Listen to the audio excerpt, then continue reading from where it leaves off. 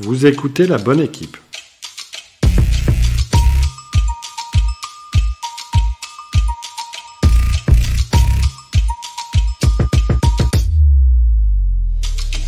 On a déjà dû vous poser la question « Qu'est-ce que tu veux faire quand tu seras grand ?» Et en général, la réponse est « J'en sais rien ». Parce qu'on a besoin de bouchers, de business développeurs, de data scientists, d'infirmières, de maires, de militaires ou encore de pompiers, le podcast La Bonne Équipe, c'est le podcast des métiers. En partant d'un principe assez simple, la bonne équipe, c'est d'abord celle qui se complète en étant persuadé, bien sûr, que tout le monde a un rôle à jouer dans la société. Au travers des interviews que je vais dresser de mes invités, l'idée sera de comprendre en quoi consiste leur métier, quelles en sont les sources de plaisir ou les contraintes, l'idée étant bien sûr de vous inspirer un maximum. Je m'appelle Jérémy Muselet, je suis intervenant en école de commerce et plein d'autres choses encore, et je vous souhaite une bonne écoute.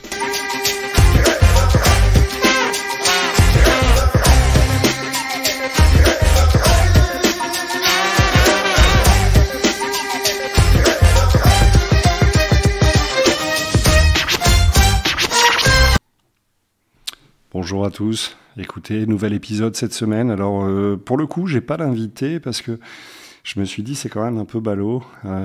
J'ai exercé une fonction pendant une quinzaine d'années. Aujourd'hui, en fait, je voudrais vous parler des métiers des achats et plus spécifiquement en fait du métier d'acheteur de grande distribution ou celui d'e-commerce. Alors, forcément, ça va faire un peu monologue puisque en fait il n'y a pas de il y a personne pour me poser des questions ou autre. Je le fais dans les conditions du live full impro. Donc déjà, ce qu'il faut savoir, c'est qu'il existe en gros 3 grandes familles d'acheteurs qui n'ont pas grand-chose à voir les uns avec les autres. J'entends par là que vous pouvez avoir par exemple un acheteur de frais généraux. L'acheteur de frais généraux, c'est quoi ?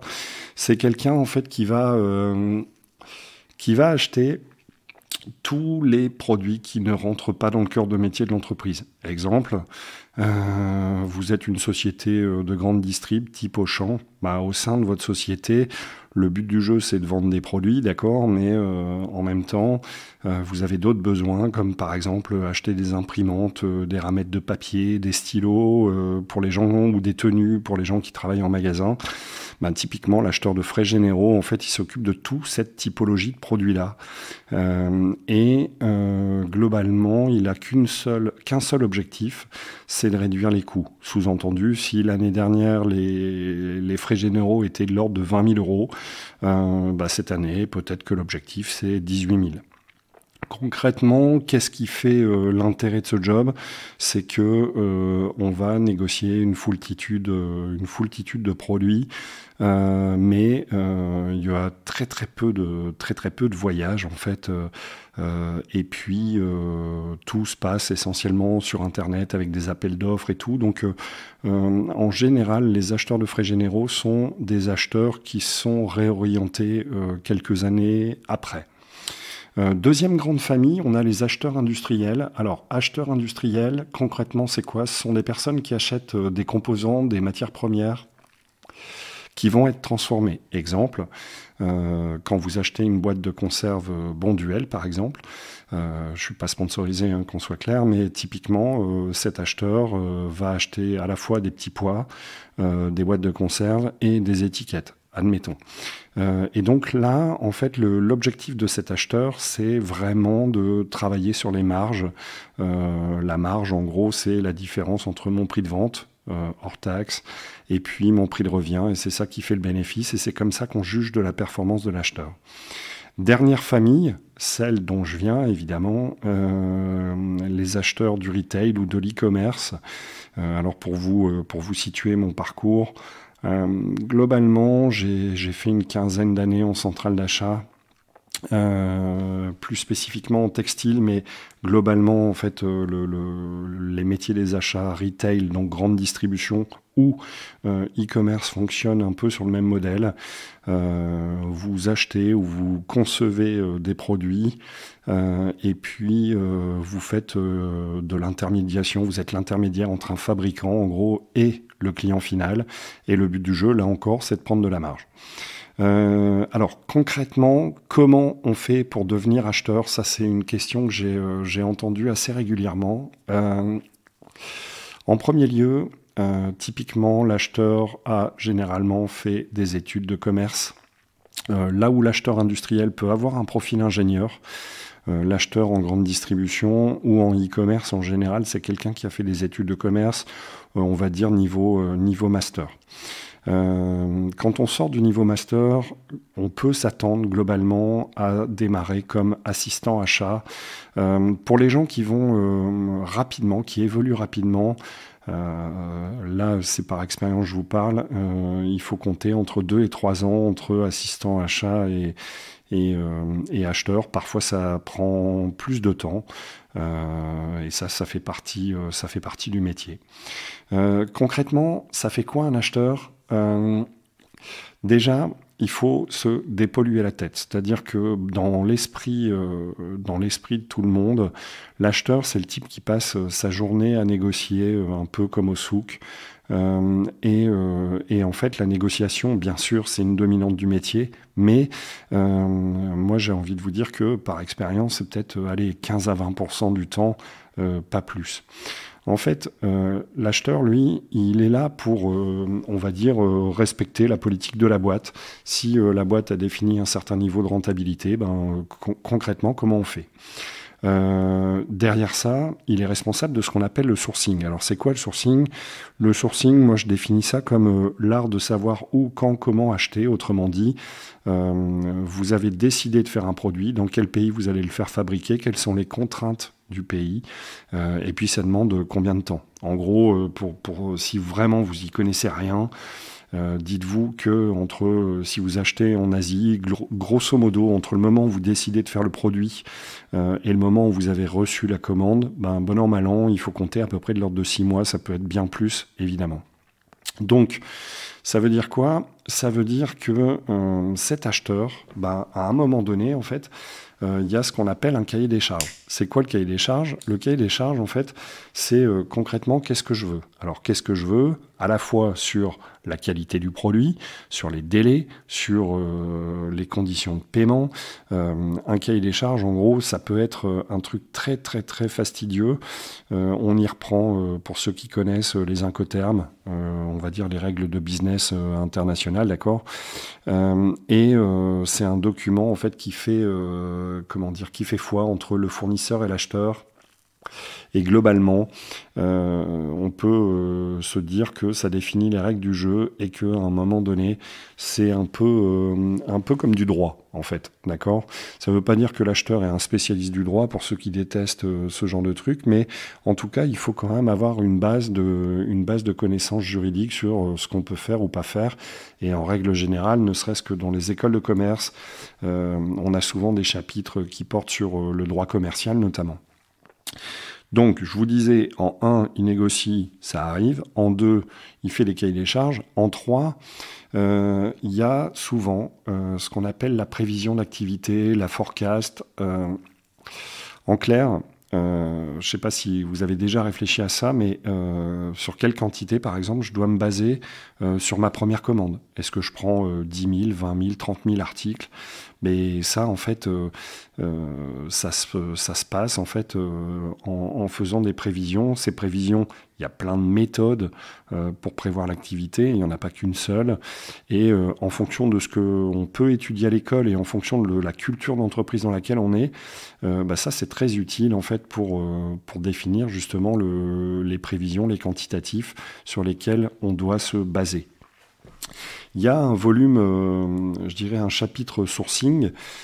Concrètement, si vous avez la chance de travailler un produit qui est fabricable sur la terre entière, il faut savoir à un moment donné où est-ce qu'on peut le fabriquer, donc sous-entendu dans quel pays, et du coup aussi avec qui. C'est pas parce que j'ai décidé de travailler en Chine ou au Maroc que nécessairement c'est une fin en soi. Au Maroc, il y a, j'en sais rien moi, des milliers de fabricants. Va se poser la question de comment je choisis de travailler avec tel ou tel type de fournisseur, quels sont mes critères numéro 1. Ça pose aussi du coup la question du type qui va travailler pour une enseigne. En fait, l'enseigne, elle a ce qu'on appelle un positionnement. Alors, je ne vais pas vous faire un cours, hein, clairement, ce n'est pas le but, mais si par exemple je vous dis Primark, pour ceux qui connaissent, ou Primark, certains l'appellent comme ça, Primark, en fait, le but de Primark, c'est le prix. C'est-à-dire, je dois vendre le moins cher possible. Et donc, à un moment donné, ce truc-là, ça veut dire que, quoi qu'il arrive, le critère numéro 1, c'est le prix. Ça va être le prix de l'article, le prix du transport, le prix de la manutention. Tout est basé sur le prix. Pourquoi ? Parce que je dois offrir à mon client l'article le moins cher possible. Et puis, il y a d'autres enseignes, je pense au luxe par exemple, où si vous travaillez pour des marques type Chanel, Vuitton, vous imaginez bien que le prix est sans doute important, mais ce qui prime d'abord et avant tout, c'est la qualité. Si vous travaillez pour des gens type Zara, ben là en fait, je ne sais pas si vous avez déjà prêté attention, mais Zara, typiquement, c'est quelqu'un qui essaie de traduire la mode le plus rapidement possible dans ses vitrines en magasin. Et donc, du coup, qu'est-ce que ça veut dire ? Ça veut dire que, à ce moment-là, le critère numéro 1 de Zara, c'est la réactivité. C'est-à-dire qu'en fait, il va choisir des fournisseurs qui sont à la fois rapides pour fabriquer et des moyens de transport, en fait, qui sont les plus rapides possibles. Et donc, il y a une grosse partie du métier d'acheteur qui porte justement, on appelle ça la SRM, Supplier Relationship Management, la gestion de la relation fournisseur. Ben, concrètement, comment je fais pour travailler avec un fournisseur, quelles règles je mets en place et comment je fais pour jauger que la personne en face de moi est la bonne ou pas. Vous rajoutez à ça, et ça arrive vraiment souvent, vous rajoutez à ça le fait de travailler par exemple à l'international, et parfois vous pouvez avoir la barrière de la langue qui intervient. Moi, sans me la raconter, mais concrètement, j'ai par exemple travaillé au Maroc. Bon là, c'était simple, c'était francophone, mais j'ai par ailleurs travaillé en Chine, au Bangladesh, en Inde ou ailleurs dans les pays du Moyen-Orient. Vous vous doutez bien que, à minima, il faut parler un peu les langues vivantes. Et en général, c'est plutôt l'anglais. Alors, le truc, c'est que je sais que c'est à la mode dans beaucoup d'écoles, et si des parents nous écoutent, d'ailleurs, je trouve que c'est assez intéressant. Il y a une mode en fait qui consiste à dire il faut apprendre le chinois en école de commerce. J'ai un avis assez tranché sur le sujet, c'est que c'était peut-être valable il y a très longtemps. Maintenant, il faut se dire que la plupart des fournisseurs chinois sont en capacité de parler anglais. Et s'ils ne le sont pas, j'ai envie de vous dire méfiance, parce que il ne faut pas croire comment le monde évolue. Et donc, c'est toujours bien de parler chinois, dans le sens où vous pouvez aussi comprendre des conversations qui se passent devant vous, alors que vous n'êtes pas censé comprendre. Mais sinon, en termes de relations commerciales, la langue numéro 1, c'est l'anglais. Donc voilà. Alors par rapport à cet anglais, justement, je sais par expérience, je ne sais pas si vous savez, mais j'interviens dans des écoles de commerce et souvent l'anglais, c'est un peu le cauchemar de tout le monde. Ce qu'il faut se dire, c'est qu'en le niveau d'anglais, il n'a pas nécessairement, et ça je peux vous le dire par expérience, ce qui compte, c'est pas tant le score du TOEIC, le TOEIC étant un examen officiel qui garantit un certain nombre de points, c'est surtout l'envie que vous y mettez. L'envie dans le sens où si vous êtes correct en anglais sans plus, mettez-vous devant une petite série Netflix et puis regardez un peu en VO, en version originale si vous préférez, avec des sous-titres. Vous allez voir que votre niveau d'anglais, petit à petit, ou en tout cas votre oreille va s'habituer. Après, faut pas se la raconter. Et c'est pas parce que vous avez fait une école de commerce que demain vous pouvez aller traiter, j'en sais rien moi, aller discuter de produits frais type des légumes à l'autre bout du monde, ou encore acheter des ordinateurs ou des vêtements. Pourquoi ? Parce qu'en fait, dans tous les métiers, et plus spécifiquement en fonction du domaine d'activité dans lequel vous bossez, Typiquement, vous devez obligatoirement vous approprier en fait les mots de vocabulaire technique relatifs aux produits, dans le sens où si vous travaillez, j'en sais rien, moi, dans les produits frais, ce ne sera pas le même vocabulaire que dans les vêtements ou dans les ordinateurs. Et ça, il n'y a aucun prof d'anglais qui va vous l'apprendre. Pourquoi ? Parce qu'en fait, il y a tellement de domaines d'activité que chaque domaine a son vocabulaire spécifique. Ça sous-entend que dans les premières semaines, il va falloir élever un peu le niveau de jeu, entre guillemets, pour essayer justement de se mettre sur les bases métiers. Il en reste pas moins que, en tout cas pour les acheteurs, on va dire internationaux, il y a un rythme de voyage qui parfois peut être soutenu. Alors les voyages, en fait, pour être transparent avec vous, le voyage, en fait, en soi, c'est sympa, dans le sens où vous voyez du pays, et puis vous vous dites, c'est cool, j'avais jamais visité ce pays, et je peux vous dire, enfin, moi, à titre perso, j'ai eu la chance de faire une vingtaine de pays, soit en y habitant, soit en y voyageant, et forcément, ce sont des expériences hyper enrichissantes. Maintenant, la contrainte de ça, c'est que potentiellement, vous n'êtes pas tellement chez vous et que ça peut affecter votre vie personnelle. Mais c'est plutôt intéressant. Alors, il y a plusieurs autres questions qu'on a pu me poser du style « Ça devient quoi un vieil acheteur ?» Alors, il y a plein de possibilités à ça. Ça dépend un peu de la société dans laquelle vous bossez. Mais avant de répondre à cette question, en fait, il y a quand même un truc qui est vraiment important. C'est de se dire que si vous décidez de travailler dans un domaine d'activité précis, exemple, vous vous dites, moi je veux être acheteur dans les ordinateurs, ça va être compliqué pour vous de devenir acheteur dans les vêtements.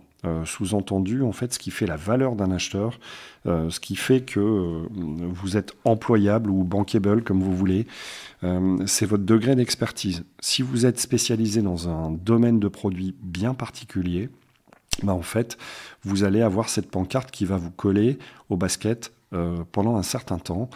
Parfois, c'est bien. Et parfois, c'est à double tranchant, dans le sens où, imaginez que vous achetiez des ordinateurs, ça ne vous intéresse pas parce que vous voulez acheter des fringues, la bascule est compliquée. Donc ça, il faut le savoir. C'est plus facile en Angleterre ou aux États-Unis de switcher, de changer de métier, si vous voulez. En Europe, les gens sont moins ouverts à ce genre de trucs. Donc, important, si vous décidez de démarrer une carrière dans les achats, essayez de cibler un domaine qui vous intéresse.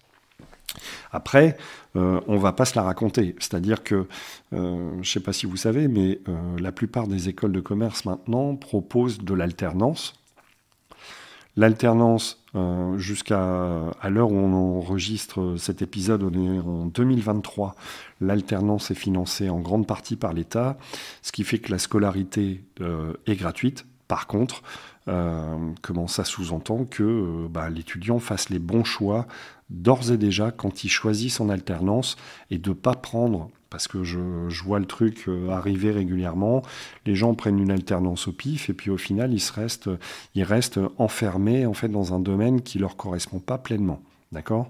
Donc ça c'est vachement important. Et à la question que devient un vieil acheteur, il y a pas mal de possibilités offertes. Alors, il y a des gens qui vont bifurquer sur les métiers du produit. Je vais revenir après sur des notions de chef de produit, d'accord ?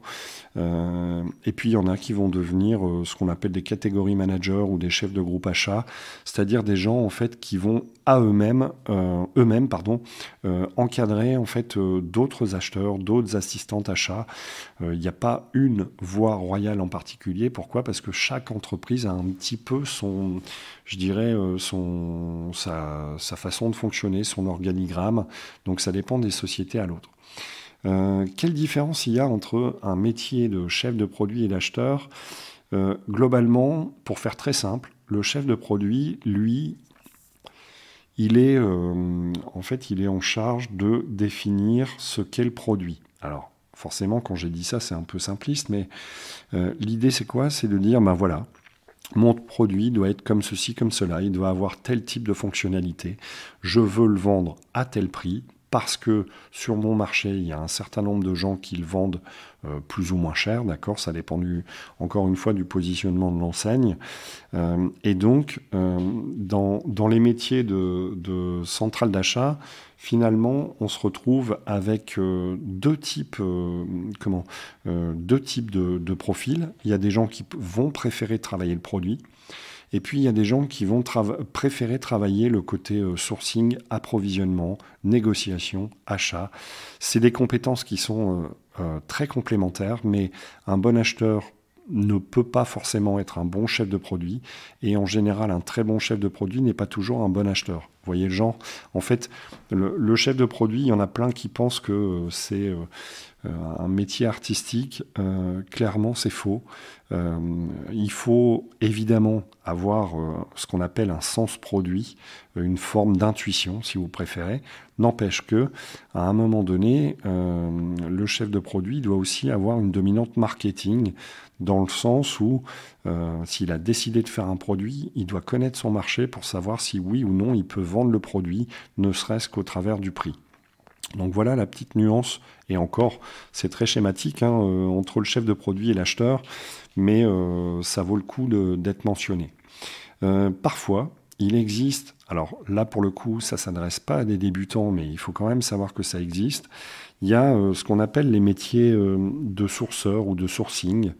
Là, concrètement, sont souvent des gens qui sont plutôt spécialisés uniquement sur l'achat. Sous-entendu, voilà le prix que je peux t'obtenir, voilà le délai moyen que je peux t'obtenir. C'est des gens qui, à l'extrême, vont peut-être pas avoir ce côté prévision d'activité, prévision de vente. Donc un sourceur, en général, c'est un acheteur qui a beaucoup de bouteilles et qui a décidé de se spécialiser sur la thématique achat uniquement ou quasi exclusivement. Donc ça, c'est important de le savoir. Il y a un dernier volet en fait dont j'ai pas nécessairement parlé dans le contenu du job. C'est tout ce qui touche à la RSE. Alors, RSE, pour ceux qui ne verraient pas, c'est la responsabilité sociétale des entreprises. Autrement dit, et sans trop rentrer dans le sujet, mais il y a un côté éco-responsable. Concrètement, est-ce que j'achète de manière éco-responsable ou pas? Il y a un côté conditions de travail. Est-ce que mes sous-traitants travaillent dans des conditions acceptables ou pas? Et il y a aussi un côté économique. Pourquoi? Tout simplement parce que si on essaie d'être le plus respectueux possible de l'environnement, en général, il y a un surcoût. Et vous vous doutez bien que si mon métier, c'est de faire de la rentabilité et du costing, autrement dit une approche de prix de revient, la RSE, elle fait partie intégrante des contraintes qu'on peut avoir quand on est acheteur. Du coup, se pose aussi la question de est-ce que l'acheteur est responsable de la RSE? Alors, de plus en plus dans les boîtes, il y a des gens dont c'est réellement le métier. Mais il faut quand même comprendre que celui qui est le maître du jeu, celui qui définit les règles de business, ça reste l'acheteur. Autrement dit, l'acheteur, s'il a des exigences particulières en matière de RSE, c'est lui qui, en général, est en charge de les faire appliquer. Il faut savoir que cette partie, en fait, même si sur le papier, elle est hyper sexy, parce que la RSE, ça parle à beaucoup de gens, le côté éco-responsable, il faut quand même comprendre que c'est très fastidieux parce qu'il y a énormément de paperasse et de documents à produire. Et en général, on va faire des audits d'usines pour voir les conditions de travail, pour voir les grades de qualité, sous-entendu est-ce que l'usine est éco-responsable ou pas? Donc voilà un petit peu le genre de sujet. À la question à la question quel type de problème peut rencontrer un acheteur? Alors c'est pas pour vous décourager, au contraire, c'est pour vous illustrer le genre de problème qui peut y avoir. Ça peut être des grèves, ça peut être des tremblements de terre, ça peut être des fournisseurs qui ne respectent pas les normes de RSE, ça peut être des problématiques de capacité de production. Pourquoi? Parce que si par exemple vous passez une commande chez quelqu'un qui a trop de travail, concrètement, ce fournisseur ne va pas être en capacité de vous livrer. Or, vous êtes animé sur par exemple, le respect des dates de livraison. C'est pas le tout d'aller chercher un prix super intéressant. Si vous n'êtes jamais livré ou livré en retard, ça a un impact énorme dans votre business. Je prends un exemple que tout le monde comprendra. Imaginez que votre métier, ce soit d'acheter des sapins de Noël. Mais concrètement, acheter des sapins de Noël, si vous êtes livré le 26 décembre, votre marchandise a une valeur zéro. Donc, parce qu'il n'y a plus personne qui va vous acheter de sapin. Donc, comme quoi, en fait, ça demande une certaine forme de technicité. Et ça veut dire aussi qu'on doit être prêt à toute éventualité et adaptable. Et concrètement, ça veut dire quoi? Ça veut dire en fait que puisque l'acheteur est responsable du sourcing, imaginez qu'un fournisseur décide de ne pas vous livrer pour X ou Y raison, exemple, il a déposé le bilan, vous devez pouvoir être capable de trouver une solution. Donc voilà, mais on peut aussi parler travail clandestin. Moi, ça m'est déjà arrivé de passer des commandes et de me retrouver face à des gens qui faisaient travailler d'autres dans des conditions inimaginables. Mais ça peut être aussi de la contrefaçon. En fait, vous achetez de bonne foi un article et puis finalement, il a été déposé par une marque et vous ne le saviez pas. Voilà, en fait, vous vous retrouvez piégé. Donc voilà, pourquoi ce job est super intéressant? En fait, je trouve que ça fait appel à une certaine gymnastique de l'esprit. Il faut savoir se débrouiller, inventif, notamment en cas de problème. Et puis, il y a un côté challenge. C'est vrai que souvent, en fait, on considère que les commerciaux en fait, sont challengés sur un chiffre d'affaires, les acheteurs sont challengés sur la marge. La logique est exactement la même. Il n'y a rien qui change en fait. Et donc c'est une sorte de jeu à l'extrême. Ça peut parfois être des métiers stressants, j'avoue, si vous avez prévu une grosse opération commerciale et que vous n'êtes pas livré, concrètement, ça va être un peu stressant. Donc je trouve que c'est ce côté challenge commercial qui est super intéressant. À l'inverse, concrètement, si vous voyagez beaucoup, ça peut parfois être bloquant. Au début, quand on est jeune, on trouve ça canon. Plus on avance en âge, et plus parfois on se dit mince, je dois encore bouger. Forcément, ça fait vu de l'extérieur, en fait, ça fait un peu caprice de star, mais vous vous doutez bien que si vous voyagez vraiment intensément, c'est parfois compliqué dans la vie perso.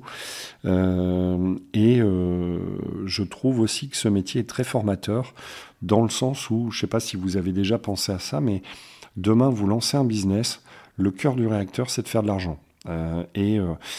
Justement, pour faire de l'argent, il faut faire de la marge. En gros, si vous êtes acheteur, vous êtes en capacité, en fait... vous êtes en capacité de calculer de la rentabilité, de voir un peu si c'est profitable ou pas. Et donc, je trouve ça vraiment génial. Est-ce qu'il y a une grosse différence entre un acheteur de grande distrib et un acheteur d'e-commerce? Sincèrement, pas énorme. Pas énorme dans le sens où c'est vraiment les mêmes réflexes. J'achète, je vends au client final. Donc voilà, après, sur le e-commerce, je ne vais pas rentrer là-dedans, mais entre vendre à partir de votre propre site internet ou sur une marketplace, il y a vraiment un écart. Ça fera l'objet d'un épisode plus spécifique dédié au marketplace, mais voilà le tour d'horizon. Globalement, si vous voulez être acheteur, vous devez, je pense, aller au moins au niveau master, privilégier l'alternance pour des questions de capitalisation d'expertise professionnelle, et puis choisir un créneau qui vous plaît vraiment, une typologie de produit qui vous intéresse. Ça, c'est vraiment important.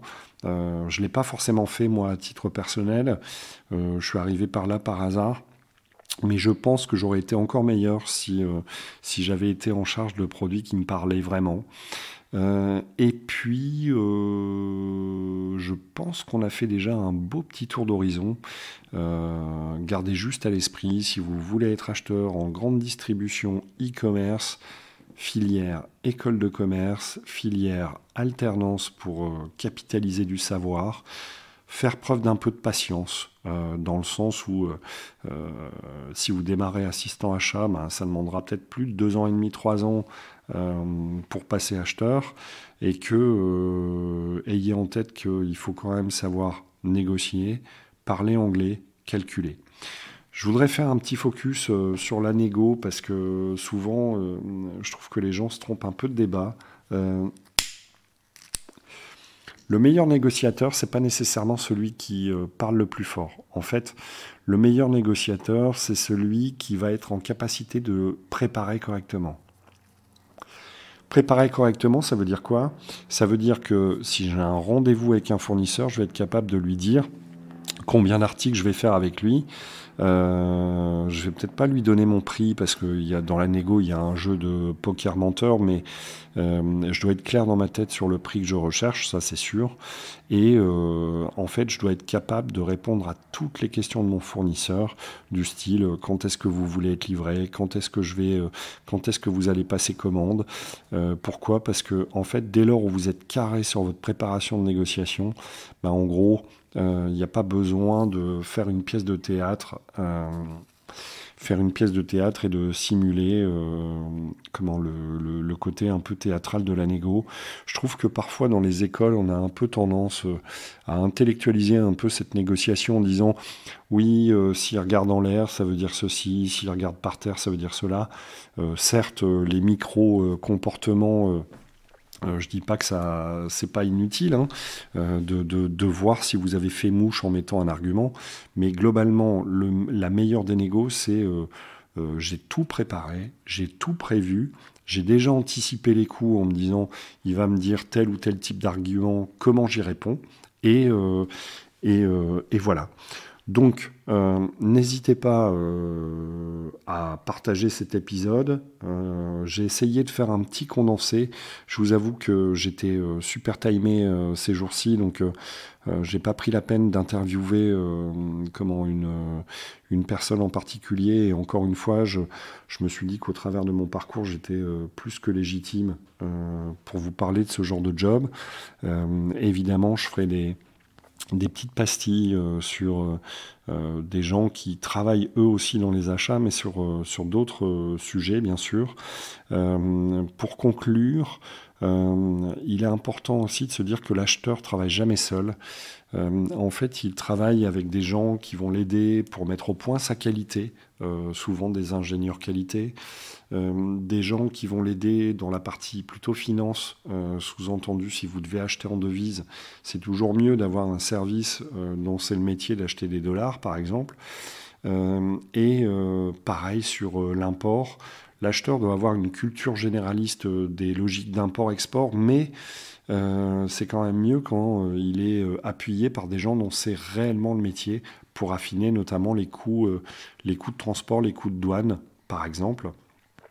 Et il n'y a pas d'acheteur sans vendeur, ça veut dire aussi qu'à un moment donné, quand bien même l'acheteur est un super négociateur, il achète des super produits, à un moment il est quand même obligé de travailler aussi avec des gens qui peuvent être en magasin, ou des gens qui travaillent en prise directe, un service client qui travaillerait en prise directe sur internet avec les clients.